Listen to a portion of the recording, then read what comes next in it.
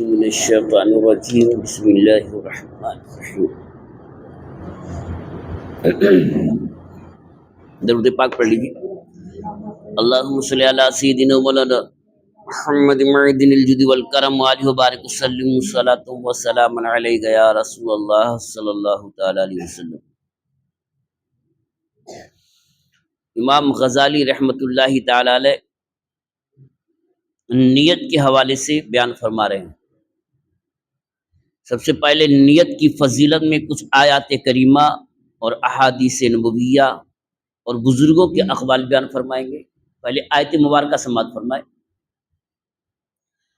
اللہ تعالیٰ کا ارشاد ہے وَلَا تَطْرُدِ الَّذِينَ يَدْعُونَ رَبَّهُمْ بِالْغَدَاوَةِ وَالْعَشِيِّ يُرِيدُونَ وَجْهَهُ۔ اس کا ترجمہ ہے کہ دور نہ کرو انہیں جو اپنی رب کو پکارتے ہیں صبح اور شام اس کی رضا چاہتے ہیں۔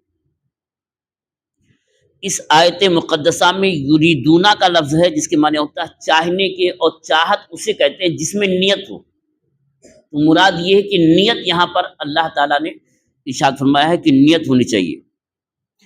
اعمال کا دار و مدار نیتوں پر ہے۔ اس سلسلے میں اللہ کے نبی صلی اللہ تعالی علیہ وسلم کا فرمان ہے انما الاعمال بالنیات، اور دوسری حدیث ہے وَلِكُلِّ امْرِئٍ مَّا نَوَىٰ وَمَنْ كَانَتْ هِجْرَتُهُ إِلَى اللَّهِ وَرَسُولِهِ فَهِجْرَتُهُ إِلَى اللَّهِ وَرَسُولِهِ وَمَنْ كَانَتْ هِجْرَتُهُ إِلَى دُنْيَا يُصِيبُهَا أَوْ امْرَأَةٍ يَنكِحُهَا فَهِجْرَتُهُ إِلَى مَا هَاجَرَ إِلَيْهِ۔ اس کا ترجمہ ہے یعنی اعمال کا دار و مدار نیتوں پر ہے، اور ہر شخص کے لیے وہی ہے جس کی اس نے نیت کی۔ جس کی ہجرت اللہ تعالیٰ اور اس کے رسول صلی اللہ تعالی علیہ وسلم کی طرف ہو تو اس کی ہجرت اللہ اور اس کے رسول کی طرف ہی ہوگی، اور جس کی ہجرت دنیا کو پانے یا کسی عورت سے نکاح کرنے کے لیے ہو تو اس کی ہجرت اسی کی طرف ہوگی جس کی طرف اس نے ہجرت کی ہے۔ اس آیت مبارکہ میں اگر کوئی حج کرنے جا رہا ہے اور اس نیت سے کرنے جا رہا ہے کہ وہ وہاں سے پیسے سونا لے کر آئے گا یا ساز و سامان لے کر آئے گا اور یہاں بیچ کر کے پیسہ کمائے گا تو اس کا حج پیسے کے لیے ہو جائے گا۔ اور اگر نیت یہ ہے کہ صرف اللہ کی رضا کے لیے جا رہا ہے تو ہجرت اس کی اللہ کے لیے ہوگی، یعنی جیسی نیت ہوگی ویسا اس کو ثواب ملے گا۔ اور دوسری حدیث پاک میں اللہ کے نبی نے ارشاد فرمایا اکثر شہداء امتی اصحاب فرش ورب قتیل بین الصفین اللہ عالم بنیتہ۔ اس کا ترجمہ ہے کہ میری امت کے اکثر شہداء بستر پر مرنے والے لوگ ہوں گے، اور جہاد میں قتل کیے گئے بہت سے لوگوں کی نیتوں کو اللہ جانتا ہے کہ ان کی نیت کیا تھی۔ نہیں سمجھا آپ؟ یعنی ایک شخص ہے جس کی نیت یہ ہے کہ کاش میں اللہ کی راہ میں جاتا اور اللہ کی دین کی حفاظت کے لیے اپنی جان دیتا، اور اسی چاہت میں وہ مر گیا اور مرا اپنے بستر پہ شہید کے ساتھ اٹھے گا۔ اور ایک آدمی اللہ کی راہ میں گیا، وہاں بھونا گیا، مارا گیا، کاٹا گیا، لیکن نیت یہ تھی کہ لوگ کہیں گے کتنا بہادر آدمی ہے، کتنا پہلوان آدمی ہے، ثواب گئی، نیکیاں گئی۔ تو یہی اللہ کے نبی نے فرمایا کہ میری امت کے اکثر شہداء وہ ہوں گے جو بستر پر مرنے والے لوگ ہوں گے، اور جہاد میں قتل کیے گئے ہمیشہ سے لوگ اللہ جانے ان کی نیت کیا ہے۔ اگر نیت اللہ کی رضا کے لیے ہے تب تو سبحان اللہ، اور اگر اللہ کے لیے رضا کے لیے نہیں ہے، نیت میں فطور ہے، تو جیسی نیت ہوگی ویسا انہیں انعام ملے گا۔ اللہ تعالیٰ ارشاد فرماتا ہے ان یریدا اصلاحا یوفق اللہ بینہا، یہ دونوں اگر صلح کرانا چاہیں تو اللہ ان میں مائل یعنی موافقت پیدا کر دے گا۔ یہ آیت مبارکہ بھی نیت کو توفیق کا سبب قرار دیا کہ نیت یہاں رہے گی تو ثواب پائیں گے۔ اب نیت کے متعلق کچھ احادیث مبارکہ اور سماعت فرما لیں۔ ان اللہ تعالی لا ينظر الى صورکم واموالکم وانما ينظر الى قلوبکم واعمالکم۔ یہ حدیث پاک ہے، اس کا ترجمہ یہ ہے کہ بے شک اللہ تعالیٰ تمہاری صورتوں اور تمہارے اموال کی طرف نظر نہیں فرماتا، بلکہ وہ تو تمہارے دلوں کی طرف نظر رکھتا ہے۔ دل میں کیا ہے؟ وہ نیت ہے، اور دلوں کی طرف نظر فرمانے کی وجہ یہ ہے کہ وہ نیت کا محل ہے۔ بے شک بندہ نیک اعمال کرتا ہے اور فرشتے اس کو مہر لگے ہوئے صحیفوں میں لے کر اوپر چڑھتے اور بارگاہ الہی میں پیش کرتے ہیں، تو اللہ تعالیٰ ارشاد فرماتا ہے اس صحیفے کو ڈال دو، کیونکہ اس میں جو اعمال ہیں وہ میری رضا کے لیے نہیں کیے گئے۔ پھر فرشتوں کو حکم ہوتا ہے اس بندے کے لیے یہ لکھو۔ وہ فرشتے عرض کرتے ہیں اے رب ذوالجلال، اس نے تو ان میں سے کوئی بھی عمل نہیں کیا۔ اللہ تعالیٰ ارشاد فرماتا ہے اس نے ان اعمال کو بجا لانے کی نیت کی تھی، نیت کی تھی عمل کرنے کی، تو اس کا ثواب اسے دیا جا رہا ہے۔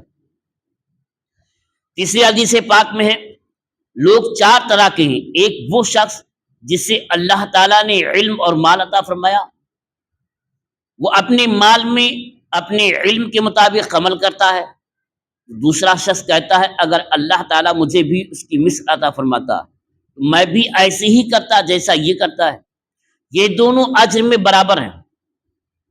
تیسرا شخص وہ ہے جسے اللہ تعالیٰ نے مال تو دیا ہے لیکن علم عطا نہیں کیا، وہ اپنی جہالت کی وجہ سے مال کو فضول کاموں میں اڑاتا ہے۔ تو چوتھا شخص کہتا ہے اگر اللہ تعالیٰ مجھے بھی اس کی مثل عطا کرتا تو میں بھی ایسا ہی کرتا جیسے یہ کرتا ہے، یہ دونوں گناہوں میں برابر ہیں۔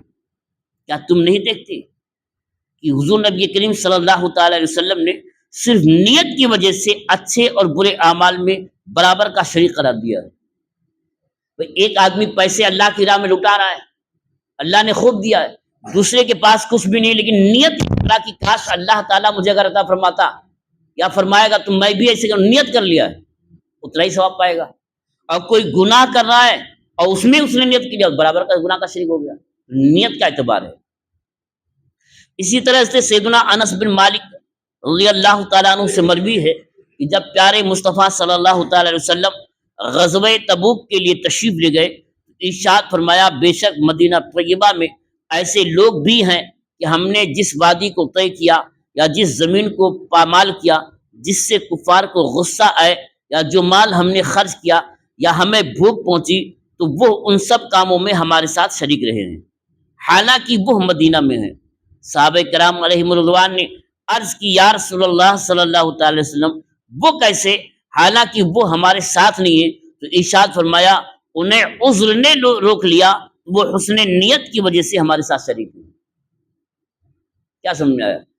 اگر نیت اچھی ہو، مثال کے طور پر اب جنگ کے لیے گئے ہیں مدینہ سے، غزوہ تبوک اچھا خاصا فاصلہ ہے، گرمی کے زمانے میں ہوا تھا، اور کچھ لوگ ایسے تھے جو بوڑھے تھے، چل نہیں سکتے تھے، مگر لڑنے کے لیے طاقت نہیں تھی اور دعا کر رہے تھے کاش مجھے مل جائے۔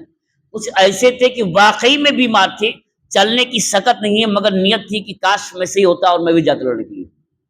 نیت ہونے کی وجہ سے وہاں جو جنگ میں ہیں اتنا ہی ثواب پا رہے ہیں۔ اور کچھ لوگ ایسے جو مدینہ میں نہیں ہیں بلکہ جنگ میں شریک ہیں، مگر دکھاوے کے لیے لوگ کیا کہیں گے، لوگ کہیں گے کتنا بڑا پہلوان ہے، کتنا بہادر ہے، ساری نیکی عملیہ میں ہو جاتی ہے۔ خلاصہ یہ ہے کہ اعمال کا دار و مدار نیت پر ہے، جیسی نیت ہوتی ہے ویسی برکت ہوتی ہے۔ اللہ تعالیٰ ہمیں آپ کو نیت کے بارے میں علم حاصل کرنے سمجھنے کی توفیق عطا فرمائے اور اس پر عمل کرنے کی توفیق عطا فرمائے۔ وآخر دعوانا الحمدللہ رب العالمین۔ اللہم صلی علی سیدنا مولانا محمد معدن الجود والکرم آلہ وبارک وسلم صلاۃ وسلام علیک یا رسول اللہ صلی اللہ تعالی علیہ وسلم۔ یا اللہ یا رحمان یا رحیم، ہم لوگوں نے جو کچھ پڑھا اور سنا اسے پڑھنے اور سننے سے زیادہ سمجھنے اور سمجھ کر اس پر عمل کرنے کی توفیق عطا فرما۔ یا اللہ ہماری، ہمارے ماں باپ کی اور اپنے محبوب کی امت کی مغفرت فرما۔ یا اللہ ہمیں جو بیمار ہونے بیماریوں سے شفا عطا فرما۔ یا اللہ ہمیں جو مقروض ہونے بارے قرض سے سبکدوشی عطا فرما۔ یا اللہ ہمیں جو تنگ دست ہیں انہیں خزانہ غیب سے کشادہ رزق واسع حلال طیب طاہر عطا فرما۔ سبحان ربک رب العزة عما یصفون وسلام علی المرسلین والحمد للہ رب العالمین۔ آمین آمین بحق لا الہ الا اللہ محمد رسول اللہ صلی اللہ علیہ وسلم۔